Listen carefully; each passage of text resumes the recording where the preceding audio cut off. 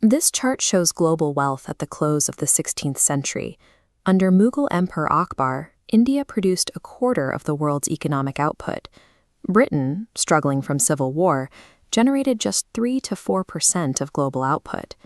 British sailors were so desperate they frequently relied on pirating Portuguese merchant ships to stay afloat. Conquering a nation this wealthy through traditional warfare was a suicide mission. The Mughal Empire possessed overwhelming military resources and massive fortifications, while the fierce Maratha warriors aggressively defended the remaining frontiers. This creates a historical mystery. It seems impossible that an impoverished agrarian island nation could eventually subjugate the most prosperous subcontinent on the planet. The process began in 1600, not with an invading army, but with a commercial startup. 200 merchants, backed by a charter from Queen Elizabeth I, formed the East India Company. Because they lacked the manpower for a military invasion, their initial objective was purely commercial. They aimed to extract Indian wealth through trade agreements and corporate expansion. Recognizing that they could never fight their way through India's fortified coastal cities, the British pivoted to a strategy of slow-motion subversion. Since brute force was unavailable, the company began developing a sophisticated playbook centered on political manipulation and corporate pressure. The first stage involved gaining a foothold through relentless lobbying. In 1608, Captain William Hawkins arrived at the court of Emperor Jahangir, eventually securing the right to establish trading posts, despite heavy opposition from Portuguese rivals.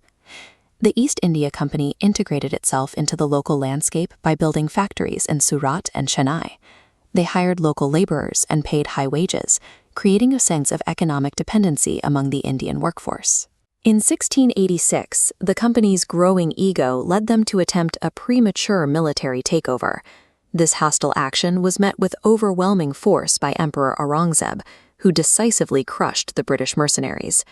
After the defeat, the British offered a groveling apology. Aurangzeb chose to show mercy. He accepted a large fine and allowed the company to return to their trading activities. This decision effectively legalized the presence of a hostile entity within the empire's borders. By allowing the company to resume operations, the Mughal leadership permitted a known aggressor to continue embedding itself into the nation's infrastructure.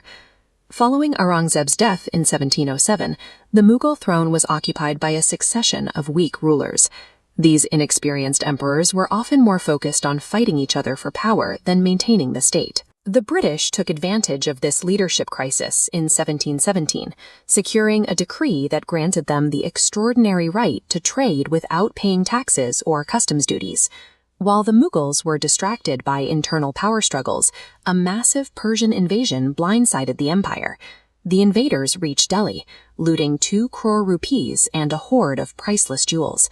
The raid left the Mughal treasury empty and their military reserves decimated. The East India Company found itself in a position where the empire's internal collapse had already done the hardest part of the conquest for them. They simply stepped into the vacuum left by a bankrupt state. The British now began exploiting the subcontinent's existing religious and political fractures.